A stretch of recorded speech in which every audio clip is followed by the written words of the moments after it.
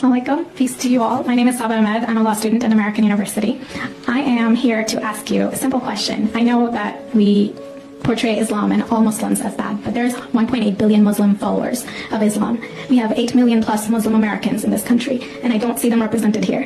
But my question is, how can we fight an ideological war with weapons? How can we ever end this war? The jihadist ideology that you talk about, it's an ideology. How can you ever win this thing if you don't address it ideologically? Great question. I am so glad you're here, and I am so glad you brought that up because it gives us an opportunity to answer.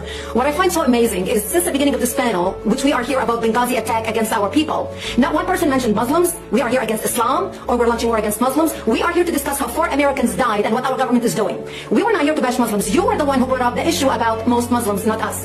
And since you brought it up, allow me to elaborate with my answer.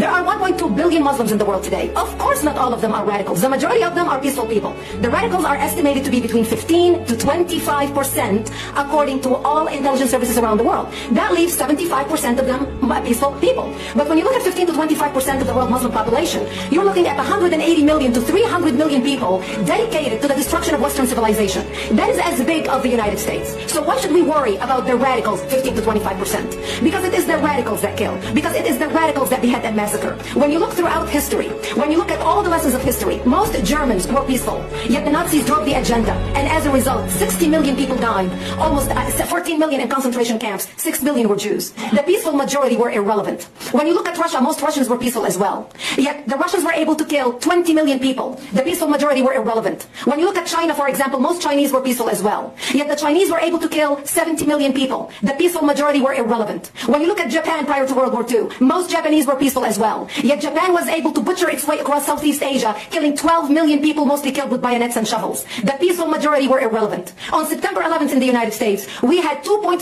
million Arab Muslims living in the United States. It took 19 hijackers, 19 radicals to bring America down to its knees, destroy the World Trade Center, attack the Pentagon, and kill almost 3,000 Americans that day. The peaceful majority were irrelevant. So for all our powers of reasons and us talking about moderate and peaceful Muslims, I'm glad you're here. But where are the others speaking out? And since you are the only Muslim representative,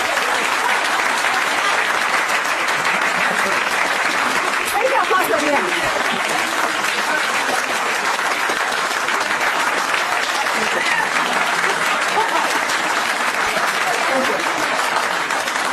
And since you're the only Muslim representative in here, you took the limelight instead of speaking about why our government, and I assume, are you an American?